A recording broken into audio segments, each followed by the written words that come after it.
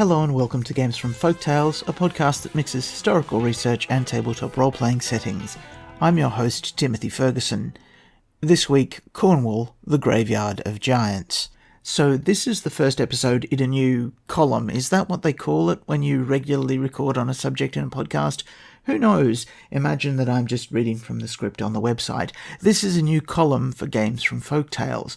Once a month you'll get some Cornish material, and at the end I hope it'll assemble together into something a little bit like a gazetteer that you'll be able to plug into Heirs to Merlin and the Vanilla Covenant project to give you a foundational setting for Ars Magica campaigns. For those wanting to play along, my source text is Popular Romances of the West of England, or the Drolls, Traditions and Superstitions of Old Cornwall by Robert Hunt, which is available for free from archive.org or gutenberg.org. That being said, the original is 17 chapters long, so if I handle one of these a month, this is going to take a while. If any of the other bloggers would like to take a piece, please do. There is no LibriVox version of this book, so you're going to have to listen to me. Sorry. This is the first chapter and my first podcast of this type, and my hope is that as it expands, I'll be able to layer the material together on the website, and this means that you're going to be getting a lot of the rawer material with dangling hooks that will be filled in later. There are characters who aren't giants mentioned here that clearly need their own episodes. This will eventually all get boiled down into a single text. I'm also going to use the older names like Tricrobin Hill, but when I get the final text together, I'll switch to more modern names. I also hope to get a professional map done. I may kickstart that. Enough preamble. Let's get to the giants. History. Once, Cornwall had giants. They were the indigenous species. According to one story, their first king was Albion, the son of Neptune. According to another, they were descended from 33 Scythian princesses who had children with demons. Some argue they were the original Celts. This, from a modern perspective, is just silly.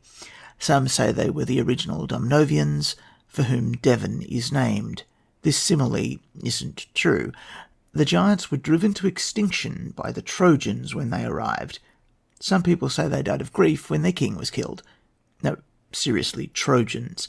The first British under the rule of Brutus himself were emigres from the sack of Troy, just like the Romans. They turned up, killed the giants off, and named the places after themselves. Cornwall is named after Corneus, Brutus's general. The war with the giants ended with the giants' war leader, Gog-Magog, a prisoner, and Corneus wrestled him because Corneus liked that sort of thing, and threw him to his death off the slightly misnamed Gog-Magog's Leap at Plymouth Hoe. Cornwall's filled with gigantic ruins, from Dartmoor across to Scilly. It's a graveyard, but not a recent graveyard. Most of the great rocks and stones are named after giants, and even the ones which don't have any real connections now have links to fairies. The great castles of the giants. The giants of Cornwall had rival kingdoms at some point, presumably prior to the rule of Magog and his war with the humans. Just as a note, Magog was Gog-Magog's boss. He was the king of the giants. Each of the castles is now at best a ruin, although at least two are said to sit above tunnels filled with treasure and monsters. Treasure and monsters. We won't be picking the low-hanging fruit properly this week because the monsters will turn up in later chapters. The giants are dead, but their servants are still around. Still, let's check out the sites. The most important is Tricrobin Hill. Here, I might as well quote Hunt, who sells it entirely.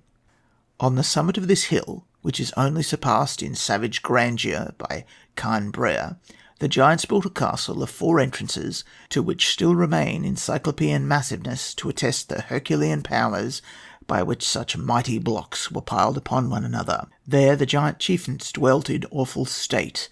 Along the serpentine road, passing up the hill to the principal gateway, they dragged their captives, and on the great flat rocks within the castle they sacrificed them.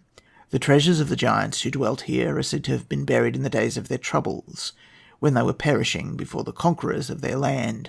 Their gold and jewels were hidden deep in the granite caverns of this hill, and secured by spells as potent as those which Merlin placed upon his hoarded treasures.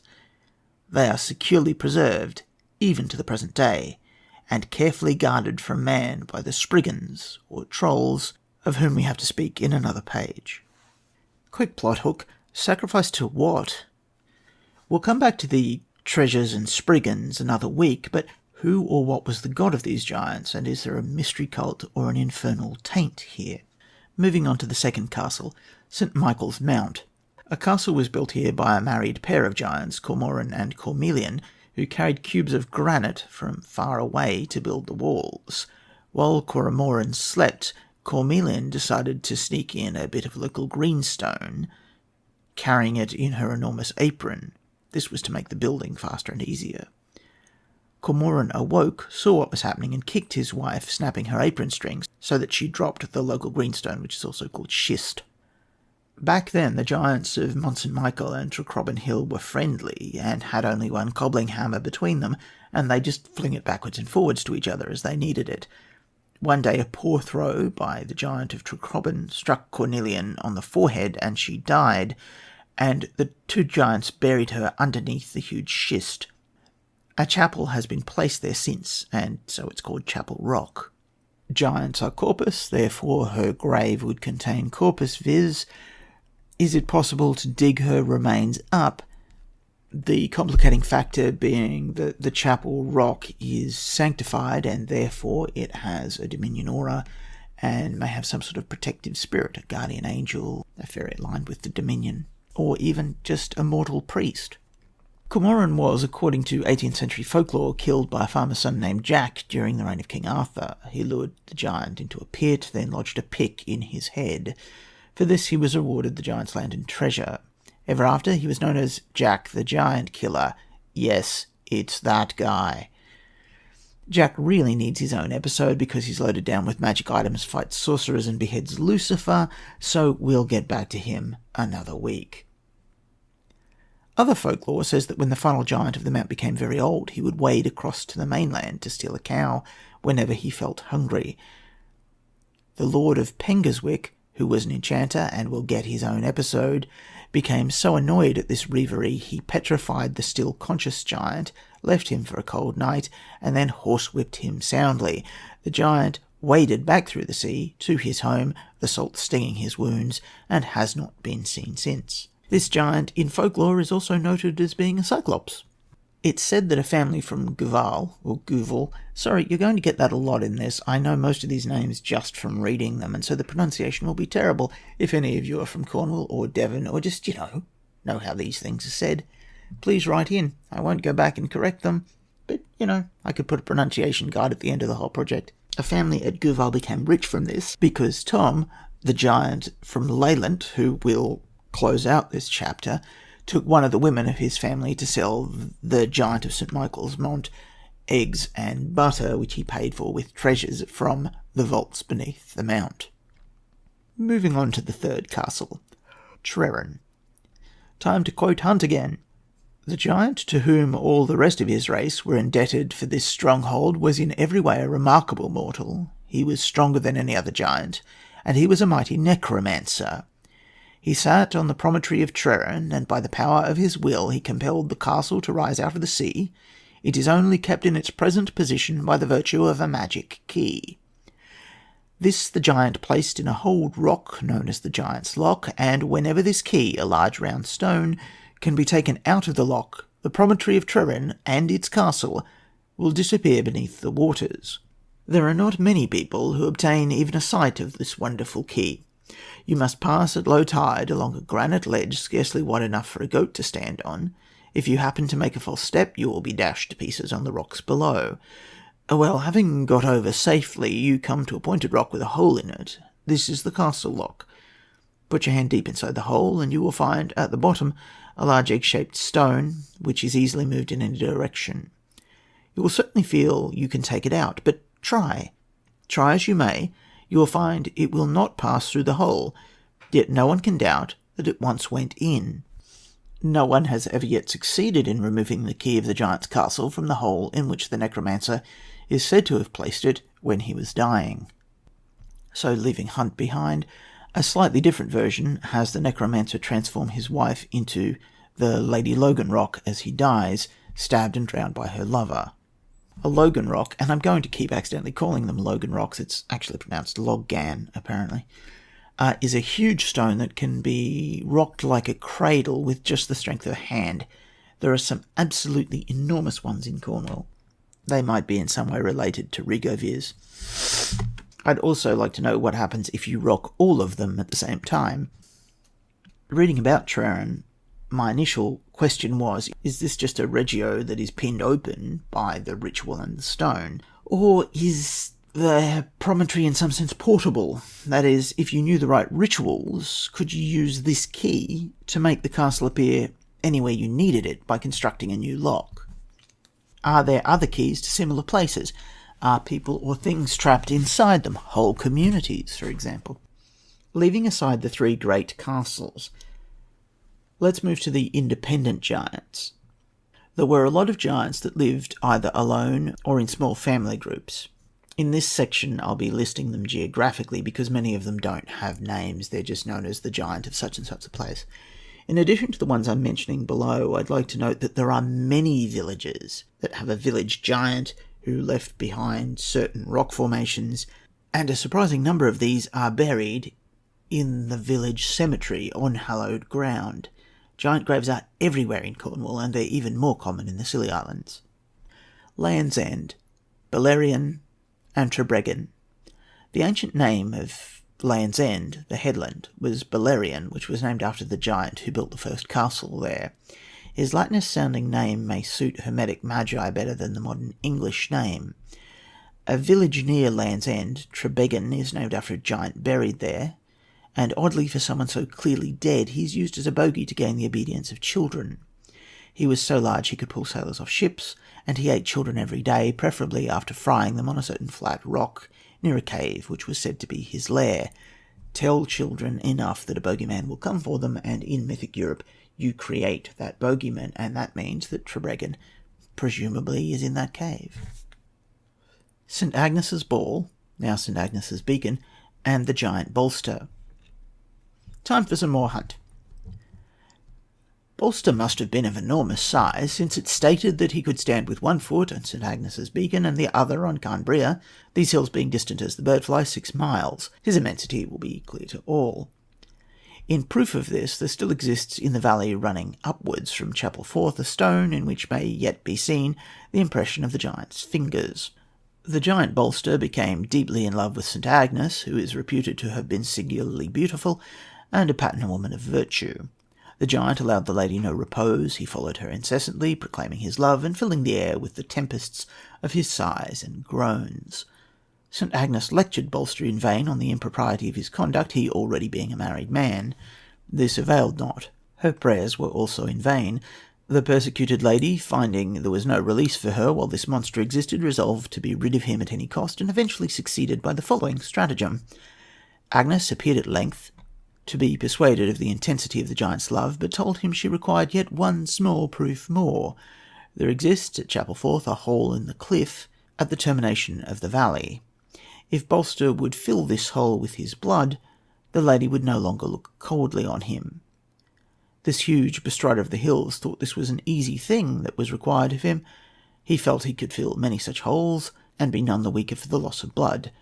Consequently, stretching his great arm across the hole, he plunged a knife into a vein, and a torrent of gore issued forth.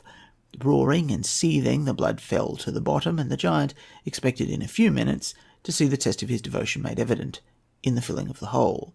It required much more blood than Bolster had supposed. Still, it must in a short time be filled, so he bled on. Hour after hour the blood flowed from the vein, yet the hole was not filled. Eventually the giant fainted from exhaustion.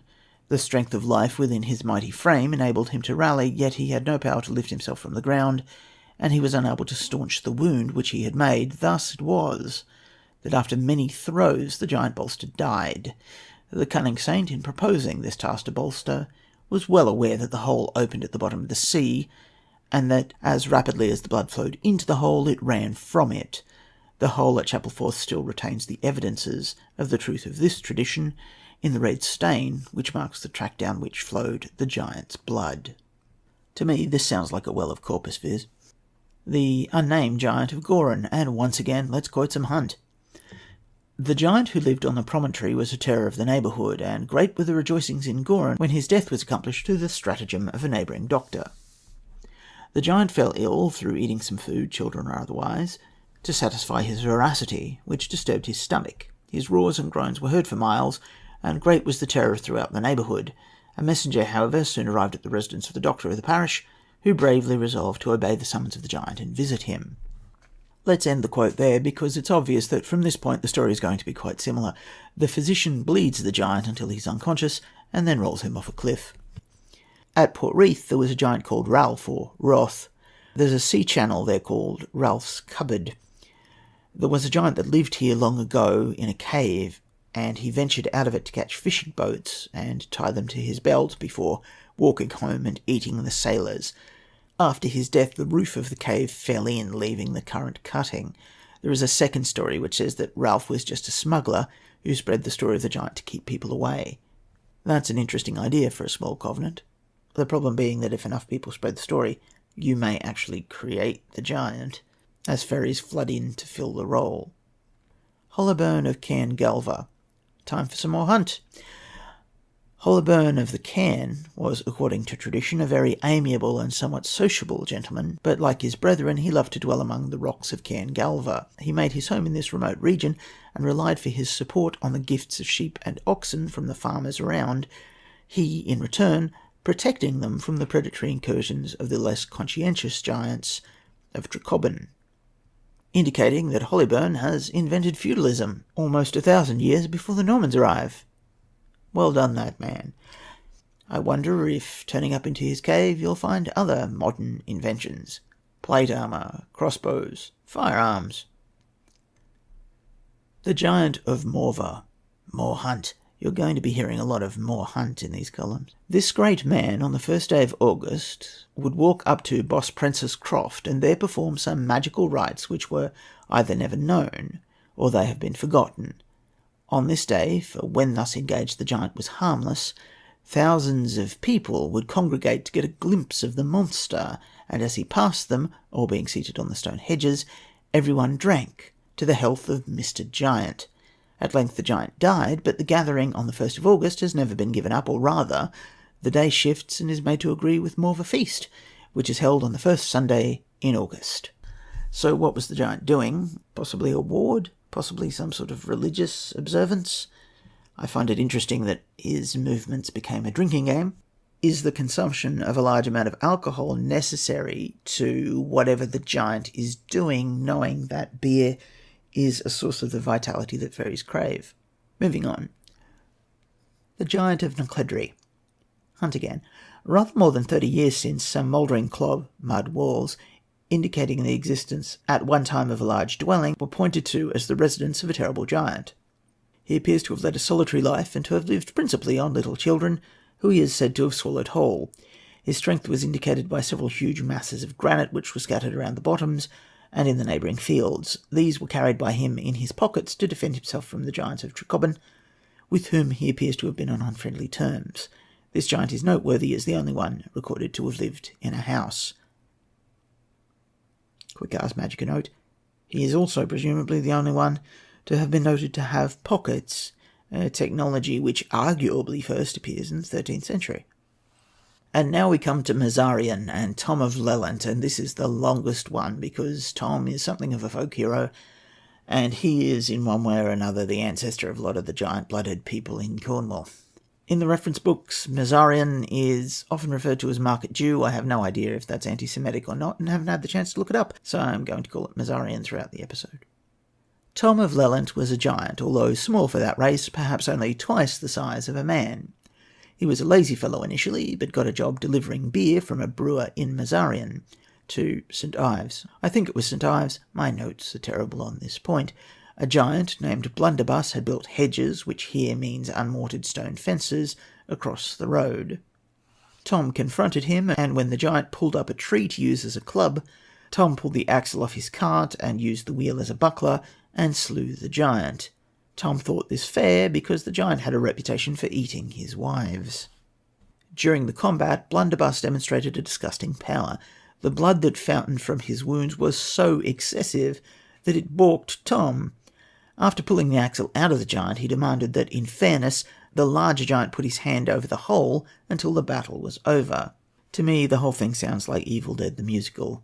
Bring a raincoat if you're going to sit in the first few rows. Moving on. The giant liked what a sporting fellow Tom was, as is seen in this quote when he was dying. "I have no near relations. There's heaps of gold, silver, copper and tin down in the vaults of the castle, guarded by 2 dogs. Mind their names are Catchem and Terem. Only call them by these names and they'll let you pass. The land from this to the sea is all mine. There is more head of oxen, cows, sheep, goats and deer than thee canst count. Take them all, only bury me decent." Tom agrees to, after the giant tells him that he didn't eat any of his wives. Tom claims the castle, and no one knows that the dread giant is dead, save for a little human woman there named Jane, the giant's most recent wife. She flirts with Tom, and he thinks she's quite a catch, so they pretend the giant has survived, and they live comfortably on his treasure for a few years.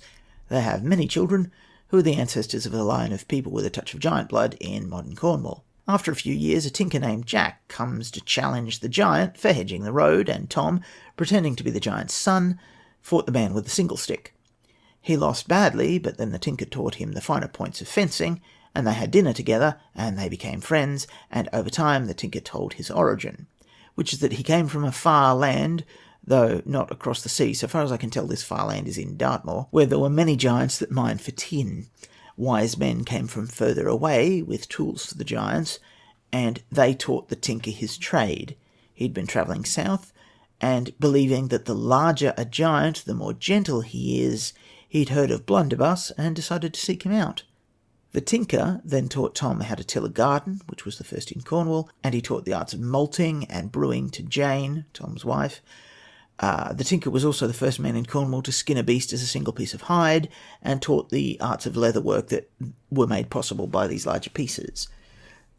Seriously, this tinker is just the Cornish version of Wayland Smith. He does a heap of stuff and teaches a lot of new technologies. When they're out throwing quoits, Tom breaks the surface of the grass on the green banks around the castle and finds dark, grainy stuff underneath. The tinker tells him the banks are made of tin and that Tom is now a rich man.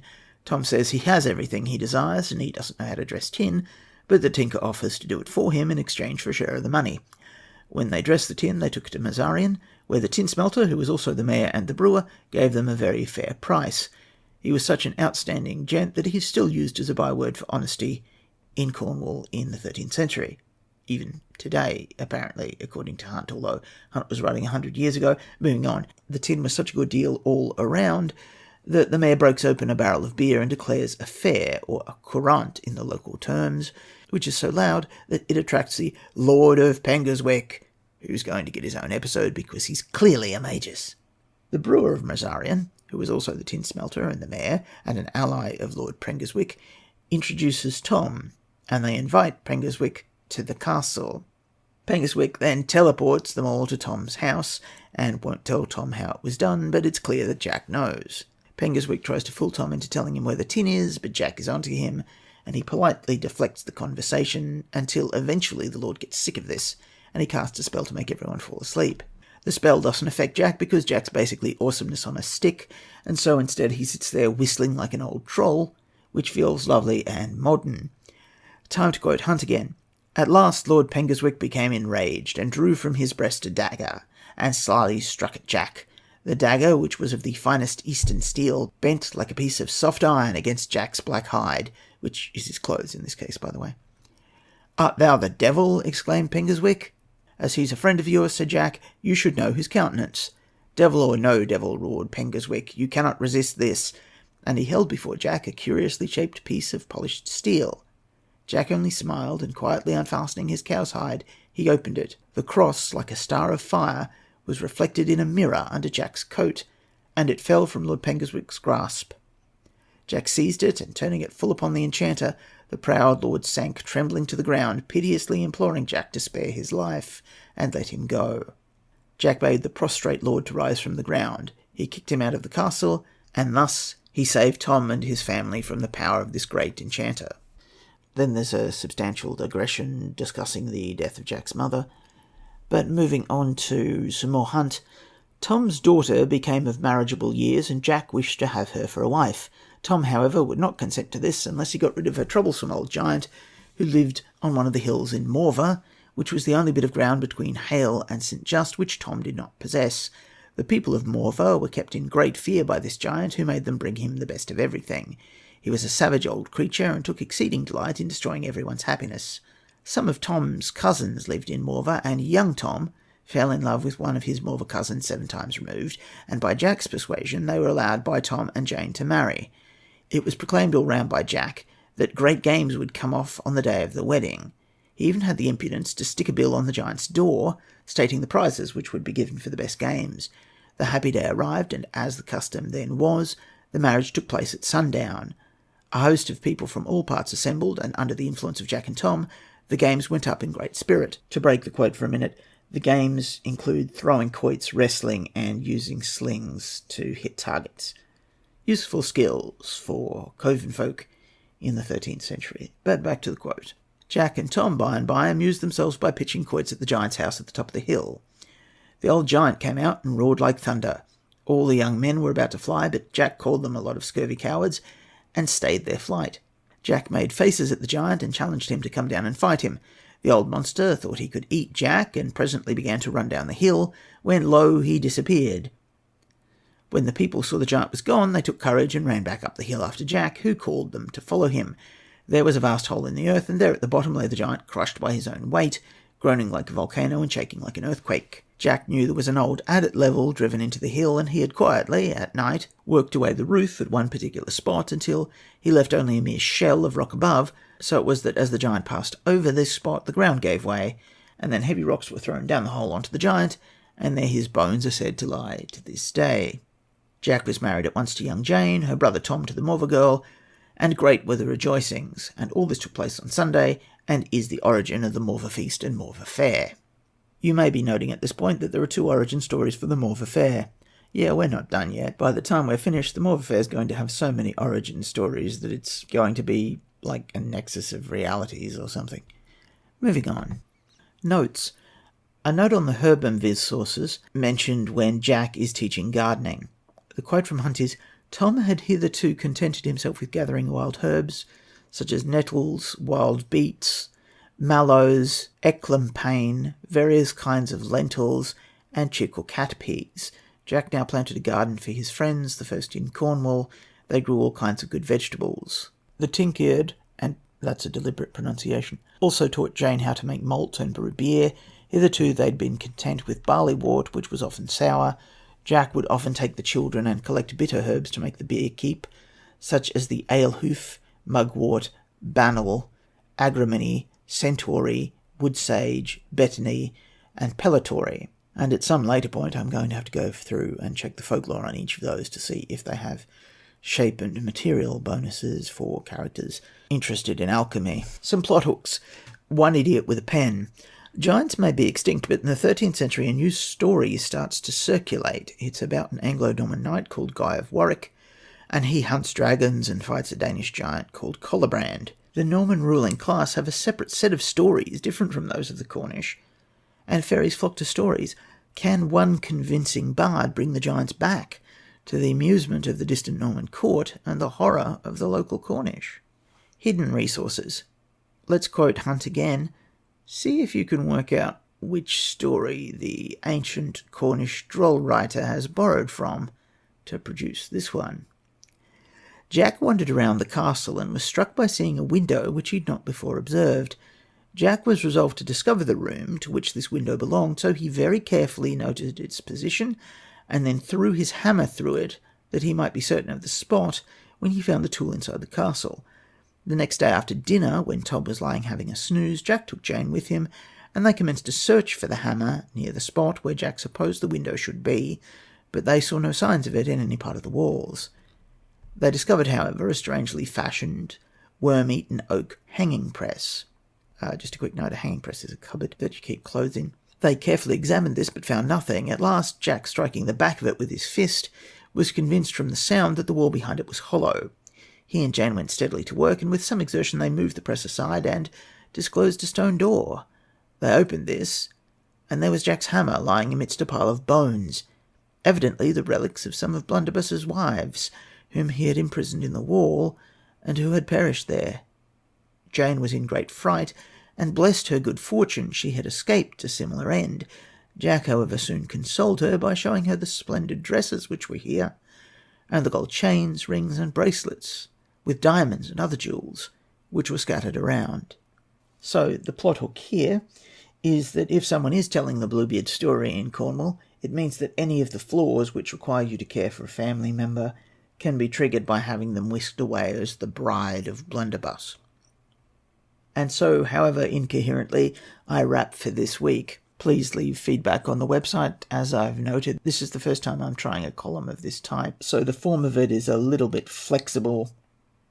Next week, we return to the other column. I'm going to have to work out what we call them, where we continue to explore the idea that Lord Dunsinay's tales are the stories of a retired redcap, perhaps recorded in the book of places you should not go.